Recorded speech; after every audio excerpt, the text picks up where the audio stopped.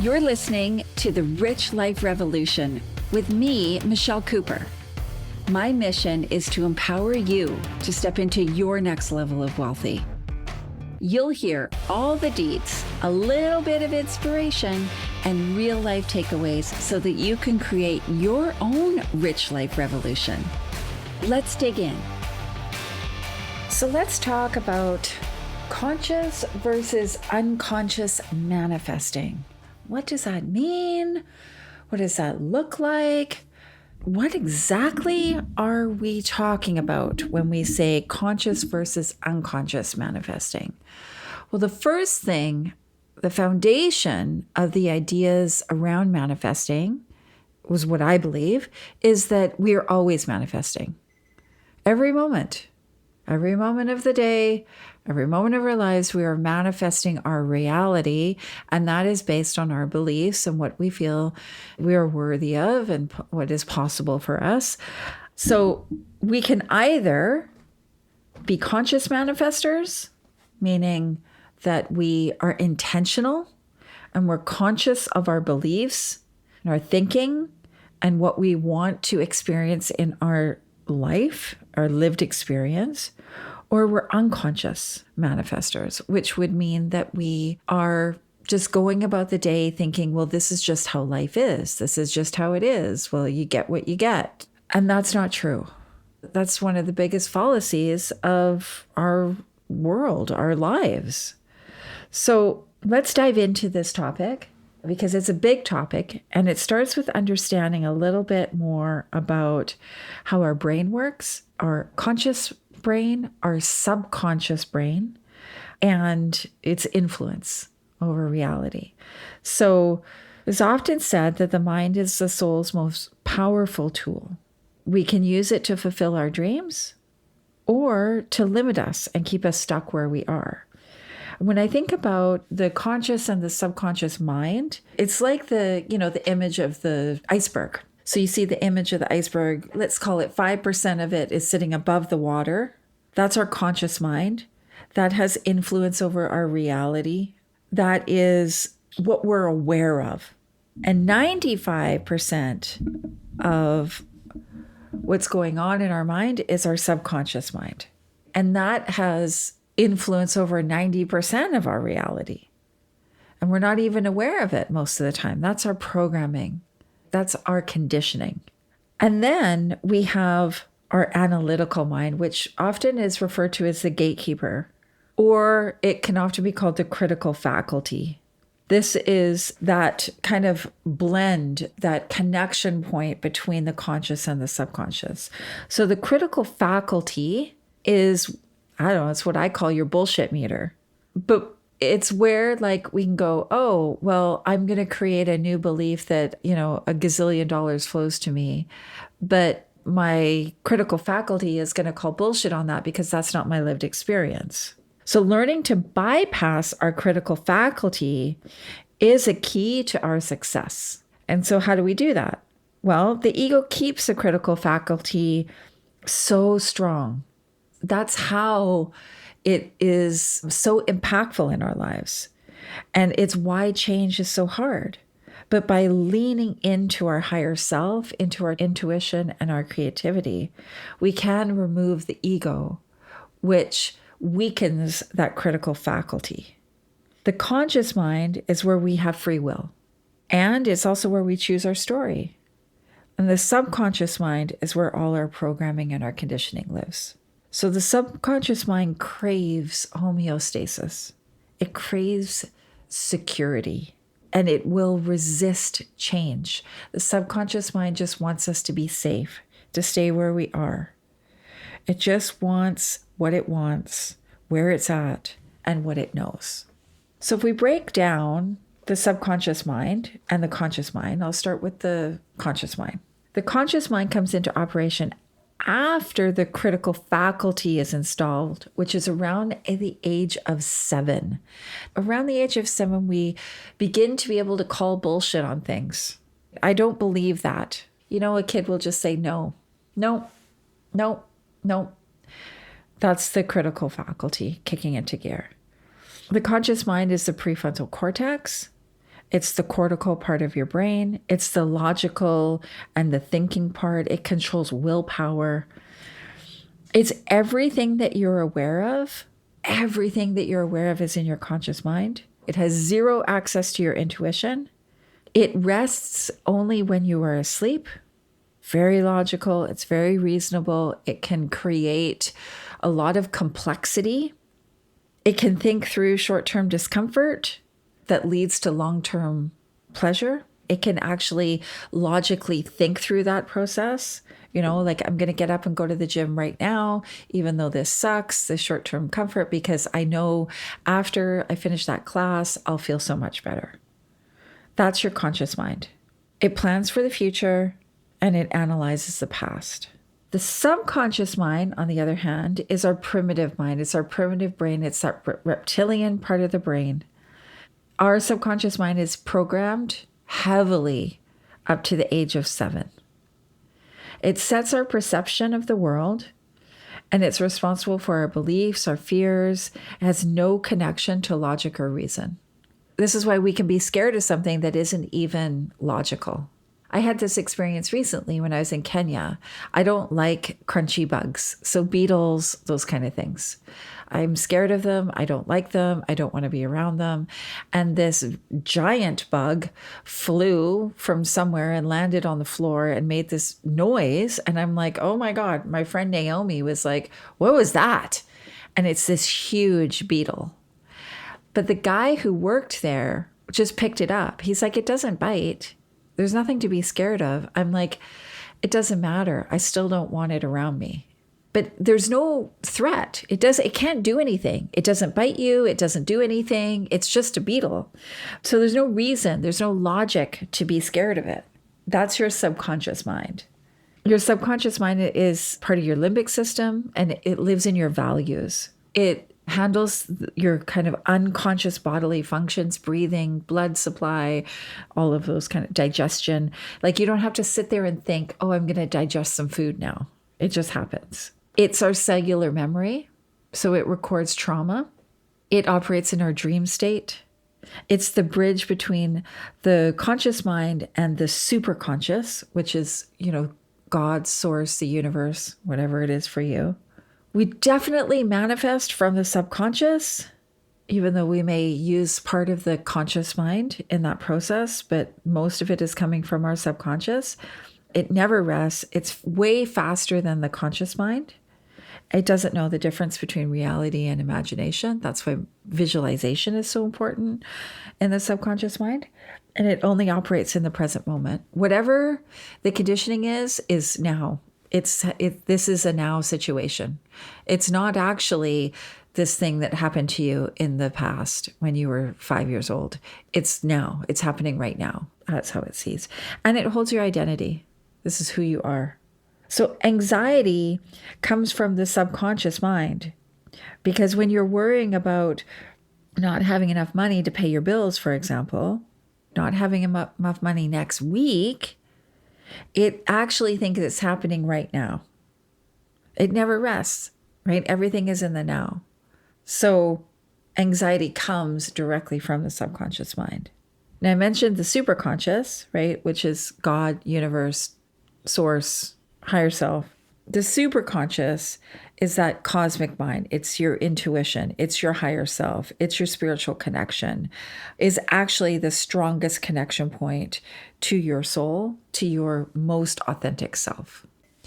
So let's bring in the reticular activating system, because this is a really important piece about manifestation. And if you've heard me speak before, I love to talk about this little part of our brain and this function. Let's say we have this external event, like this thing that happens in our life, right?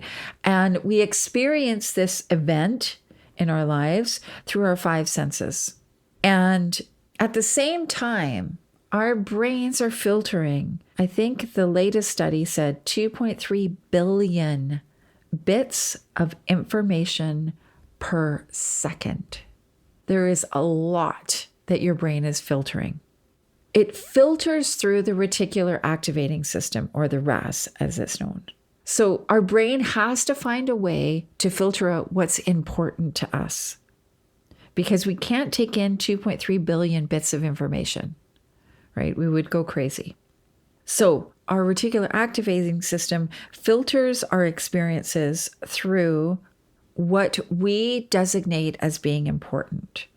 So the reticular activating system will delete, distort, or generalize the information based on our subconscious filters.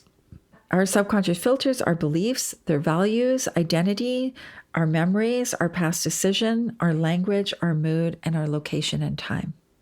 And then you create an internal representation based on what has been filtered to you. And you filter that down to about 128 bits of information per second.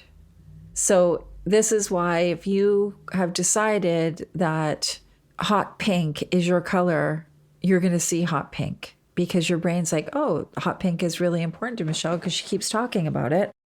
Let's show her hot pink. So now we get an abbreviated amount of information about this event, and we create a meaning around it, and we create a behavior around it, and then we get a result. The reticular activating system filters all the information you're receiving based on your subconscious beliefs, values, identity, memories, past decisions, language, mood, location, and time. It decides on what's important to you based on what you focus on. It's just like your social feed, right? You focus on, or you spend time, like I love dog videos. Well, if I spend time watching a dog video, I'm going to get more dog videos. That's exactly what your reticular activating system does. What you don't focus on is deemed as unimportant. So if you aren't focused on money, your reticular activating system says that money is clearly not important to you. And so we don't need to show her money-making opportunities because we've decided that money is not important. The reticular activating system gets its information from your subconscious. That's why it's important to look at your beliefs, your values, your identity, your memories, your past decisions, your language, your mood, and your location and time. So the reticular activating system can also screw with you, right? It will show you all the people that do what you do, and this can cause you to believe that the market is oversaturated, it's highly competitive, there's no room for you. It can put you into competition. But if you change your filters, you will change your life. It's really that simple. Change your filters, change your life. Some people say change your thinking. Your thinking would come from your filters, or your filters come from your thinking. I don't know how you want to look at it. But your filters create a self-fulfilling prophecy. Whatever you believe to be true, the reticular activating system will delete, distort, or generalize that information to match your beliefs, which are based on your programming. They're based on your conditioning. So what you believe to be true, the reticular activating system will delete, distort, or generalize information to match your beliefs. Those beliefs are based on your programming and your conditioning. So becoming aware of your subconscious filters will help you install new programming that is in alignment with the life that you want to live. And remember, the superconscious, right? The universe, God's source, is reading what you want based on what is in your subconscious. That's your connection to source, is your subconscious. When your programming matches what you consciously desire, you will manifest that desire because it's congruent, it's in alignment. If your subconscious mind and your programming do not match your conscious desire, you will not see that show up in your reality. The subconscious mind, what you believe, will always win over what you consciously want to create. Every time. This is why it's so important to be in alignment, to be congruent. And this is where people have the experience of, I'm doing all the things, Michelle, to manifest my reality, to change my life, to, have $1 million business or have this car I want or go on these holidays, and they're not getting the result. It's because their subconscious mind those beliefs there aren't in alignment with what you're trying to experience in your reality, what you're trying to manifest, right? So if you desire to have a 10K month, you could have a belief that you can't do that, or you could have a belief that you could do that. And the universe will read what you believe at the subconscious level. And this all happens without conscious awareness. So I'm going to walk you through an example. You start a business. You put an offer out there. No one buys it. You put the offer out again, maybe get one sale. So let's look at what the experience of this is, right? We've got the filter and then the meaning and the result. So the filter, if we're operating from a limitless filter, we might take that experience and say, I have faith that success is possible. Everyone I know failed at entrepreneurship, but they are not me. I was bullied because of how I look or how I talked, but that was in high school. That's not now. My friends laughed at me about my business, but who cares? One day they'll ask me how they can do the same thing. And the result of that limitless filter would be curiosity, asking questions, what worked, what didn't work, refining our product and offer, getting support, doing it again, because you know this is what you're meant to do. You know this is possible. But if you had that limited filter, you might go into the I'm never successful at anything I do. Everyone I know failed at entrepreneurship, so I will fail too. I was bullied because of how I look and talk, and that's why no one bought. It's still a problem. My friends laughed at me about my business. Now I'm embarrassed. So the result of that limited filter would probably be to close your business and go get a job. And there'll be a bunch of people in your life that will say that's the right thing to do. So this is why there's a difference. I hope you can see the difference now between conscious and unconscious manifesting. We want to actually be consciously manifesting by looking at our subconscious, our beliefs, our values, our identity, memories, past decisions, language, mood, location, and time. We want to look at those things so that we can align our subconscious beliefs with what we consciously want to experience in the world. And when we do that, we are consciously manifesting our reality. So I would love, love, love to hear if this resonated with you. Was this new information? Was this old information? Is this useful information? And I hope that I laid this out. It can be not an easy topic to cover because it feels complex. Like there's all these words around conscious, subconscious, unconscious, conscious, superconscious, like all these things. So let me know what you think. Let me know your thoughts. Can't wait to hear from you. And I hope you have an amazing day. Thanks for hanging out with me. I hope you got at least one gold nugget today. Be sure to grab your copy of the Rich Life Revolution workbook to help you set the foundation for your next level of wealthy. Get it now at richliferevolution.ca, and I'll see you later.